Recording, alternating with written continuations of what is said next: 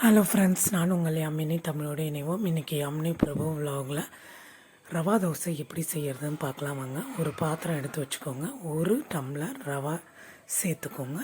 அது எந்த ரவையாக இருந்தாலும் ஓகே. ஒரு டம்ளர் அரிசி மாவு, அதுவும் எந்த பிராண்டாக இருந்தாலும் ஓகே தான்.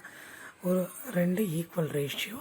அதுக்கப்புறம் 1 டேபிள் ஸ்பூன் மிளகு, 1 டேபிள் ஸ்பூன் சீரகம், அது 2 இஞ்சி பூண்டு தட்டுற இது உரலில் வச்சு லைட்டாக நசுக்கி அதோடு சேர்த்துக்கோங்க. 1 டேபிள் ஸ்பூன் சால்ட்டு, ஒரு பெரிய சைஸ் வெங்காயம் குட்டி குட்டியாக கட் பண்ணி வச்சுருக்கேன். அதே போல் கொத்தமல்லி கருவேப்பிலை ஒரு கைப்பிடி அளவு, அதையும் குட்டி குட்டியாக நறுக்கிக்கோங்க, அதோடு சேர்த்துக்கோங்க. 3 டேபிள் ஸ்பூன் மைதா மாவு அதோடு ஆட் பண்ணிக்கோங்க. ஒரு பெரிய சைஸு பச்சை மிளகாவை குட்டி குட்டியாக நறுக்கி அதோடு சேர்த்துக்கோங்க. சேர்த்துட்டு இது 2 அளவுக்கு நம்ம டம்ளர் அளவுக்கு ரவையும் மாவும் சேர்த்துருக்கோம். அதுக்கு 3 டம்ளர் தண்ணி சேர்த்து நல்லா மிக்ஸ் பண்ணிக்கோங்க.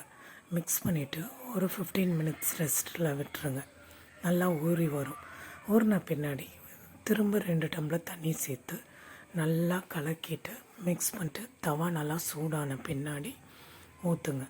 ஊற்றிட்ட பின்னாடி இந்த மாதிரி ஓட்டை ஓட்டையாக வரும். அந்த வந்த பின்னாடி ஆயிலோ இல்லை நெய்யோ சேர்த்துக்கோங்க. சேர்த்துக்கிட்ட பின்னாடி ஸ்லோ பண்ணிவிடுங்க. ஒரு 2 மினிட்ஸ் எடுத்துக்கும். இது உடனே தோசை வெந்து வராது, ஏன்னா ரவையும் இது 2 மினிட்ஸ் ஆகும். வெந்து வந்தோடனே நம்மளுடைய ரவை தோசை ரெடி. இதுக்கு பார்த்திங்கன்னா பொட்டுக்கல்லையும் வேர்க்கடலையும் பச்சை மிளகா, கொஞ்சோண்டு உப்பு, ஒரு சீவல் தேங்காய் குட்டி குட்டியாக நறுக்கி அதோடு சேர்த்து சட்னி செஞ்சு பாருங்கள்.